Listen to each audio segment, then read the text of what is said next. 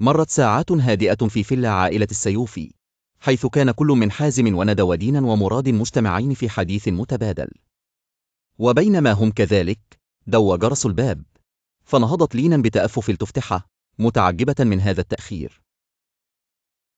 كان الزائر هو مازن، الذي بادرها باعتذار متكاسل عن تأخره، مبررا ذلك بأنه غلبه النوم. سأل إن كان أسر يعلم بمجيئه، فأجابته لينا بالإيجاب، إلا أن علامات التوتر لم تفارق وجه مازن، خاصة وأنه كان قد تعرض للتهديد من أسر قبل يومين فقط. دخل مازن إلى الفيلا وجلس، وساد الصمت لوهلة.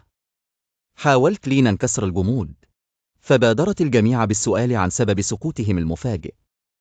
هنا تدخلت ندى بابتسامة ودودة وسألت مازن إن كان يذكرها، فأجابها مؤكدا أنه لم ينسها. تساءل مازن عن موعد عودتها من أمريكا، فأخبرته أنها عادت منذ أسبوع فقط، ولا تنوي الرجوع. فيما دار الحديث بين ندى ومازن بطرافة واضحة، كان حازم يراقب الموقف بامتعاض، فقد كان يضمر نفورا شديدا تجاه مازن. ولم اكتشف أن مازن وندى يعرفان بعضهما، تدخل ليسأل ما إذا كان أصدقاء قدام.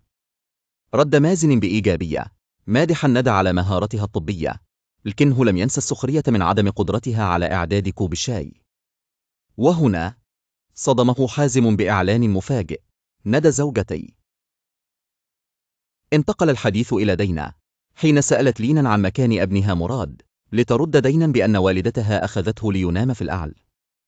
علقت لينا بأن مراد عنيد للغاية، تماما كوالده مازن، وهو ما أزعج أسر الذي تساءل بانفعال عن سبب تشبيهه بمازن. ردت لينا بعفوية، وكأنها نسيت نفسها، بأن مازن هو والد مراد. لم ينكر مازن، بل تظاهر بالحزن مما قالت، وزادت لينا عليه بوصفه بأنه أوفر.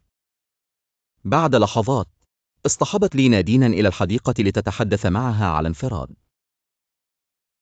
بدا على دينا التوتر والانفعال حين رأت مازن في المنزل، وسألت عن سبب حضوره. حاولت لينا تهدئتها، ثم أخبرتها بأن مازن يرغب في العودة إليها. رفضت دينا الأمر في البداية، وذكرتها بشرطها القديم، ألا تعود إليه إلا إذا أثبت اهتمامه الحقيقي بها وبابنهما. سألتها لينا إن كانت ستعود إن تحقق الشرط، فترددت دينا في الإجابة. أخبرتها لينا أن مازن نفذ الشرط تقريبا، ما صدم دينا. وأثناء ذلك كشفت دينا سرا خطيرا: عماد الدمنهوري لم يتزوجها بدافع الشفقة كما أوهمها، بل فعل ذلك ليبعد الدائنين عن ابنه، كما أن جميع أوراق نقل الملكية كانت مزورة. قررت العودة إلى الداخل، وأكدت لينا أنها ستخبر مازن بالحقيقة. تحدث مازن عن محاولاته للعودة إلى دينا، وطلب من أسر الدعاء له، ثم أشار إلى فتاة تدعى سمر السكرتيرة، محذرا إياه منها، فقد بدا عليها ما لا يطمئن.